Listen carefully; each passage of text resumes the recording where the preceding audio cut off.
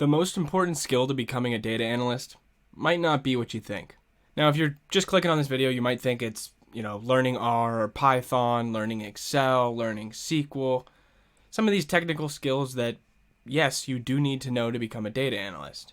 But this skill is not something that you're going to learn by taking a course in R or Python or Excel or Tableau.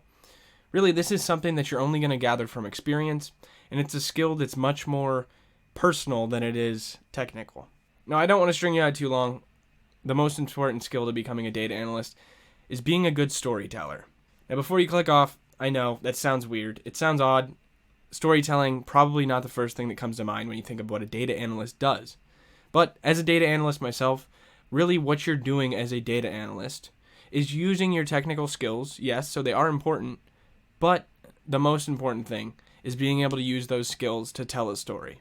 And so in this video, we're going to go over how we use those skills to tell a story and what telling a story actually does for the company that you work for. So let's get into it. And so like I said at the beginning of the video, yes, technical skills, very important. You need to have them to become a data analyst, but it's not the most important thing. You could have another employee at your company who maybe has better technical skills than you. But if they're not able to use those technical skills to take data, answer questions, and give suggestions to their leadership, then it's just not going to be as valuable as somebody who can do that. So let's give an example. Person A, we'll call him Charlie, was a computer scientist in college, knows Python like the back of his hand. Now, when leadership comes to him and asks him a specific question, hey, in the eastern United States region, let's examine our sales, let's see what our best sellers are, and let's understand better what our customers out there actually want. Really, if you have the correct data, it's not a difficult question to answer. However, Charlie, being the technical wizard he is, spends 30 minutes or an hour coding this out, grabbing all the data and pulling it up, showing their leadership, hey, our best seller is the teddy bear. So the people out in the East really like the teddy bear. Well, this is helpful to know. It's really not going to give you much information. It doesn't really give leadership anything to go off of. However, our second employee, we'll name her Jill. Jill doesn't know how to use Python, and rather she just knows how to use Excel and SQL. So her technical skills, maybe not as good as Charlie's. However, what Jill does know is the company that she works for and what's important to them.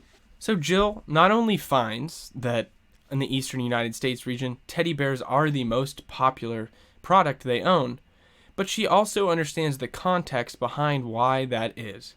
So she first finds that these teddy bears are pretty popular, but let's see, what about the demographics of the customers that purchase those? Turns out they're actually about 10 years younger on average than on the western side of the United States. Now there's a few ways Jill can go with this information.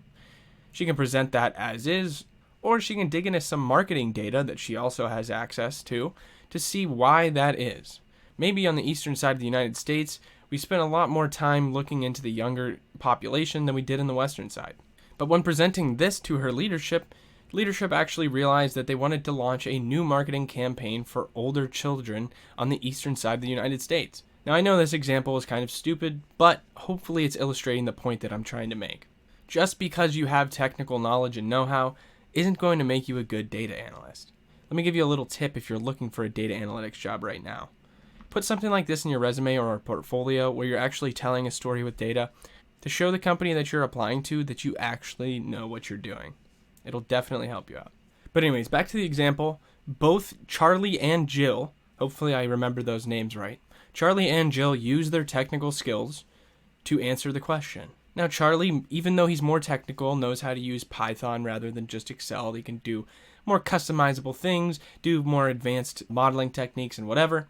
Jill is actually probably the better data analyst. Just because she doesn't know how to use Python doesn't actually apply in this scenario. Now sure, if you're going to be doing advanced modeling techniques, Charlie probably has a leg up. However, what Jill has that Charlie doesn't is the ability to tell stories. Now having the ability to tell stories isn't something that you can just have. Sure, it's something you can work on and practice at, but in the context of a data analyst, really this is something that comes with experience. Because without experience in the specific application that you're applying data analytic skills, you're not really going to have the context to be able to do this. However, once you have this skill and you know kind of the ability to tell stories and taking in extra context, you can then apply that to other applications than just the one you're in. So for example, if I were to completely switch jobs and go to a different company that did something completely different than what I'm doing now in health insurance, I would have the general idea of knowing, okay, let's gather some extra context on this problem that I'm trying to solve or this question that I'm trying to answer. And let's pull that all together to make a comprehensive story and layout of what it is I'm trying to. So let's gather all this information, pull in some extra context, and tell the story of what's actually going on here. But hey, check out the 2 links in the description. One is to the Discord where we talk about data analytics and statistics all the time. There's a bunch of people in there, so come check it out. And the second one's to my newsletter where I send out very occasional emails just with some additional information around data analytics. All right, now that you understand a little bit more about what storytelling is, here's why it's the most important skill to becoming a data analyst.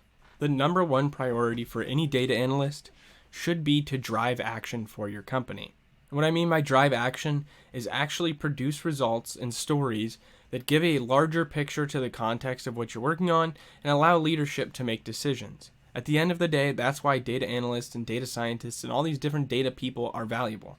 It gives leadership additional context to make decisions for the company. I know that's kind of obvious, but it's important to think about because sometimes you can be in your day-to-day and not really understand that. So a good data analyst understands what context to bring in, what context to avoid, and understands the general principle by which your company operates on.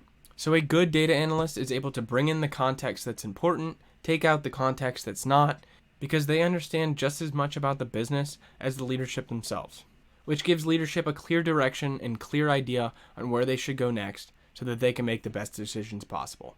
So this video is great for somebody who is looking for a data analytics job, but this video is actually going to go over exactly how you can get one.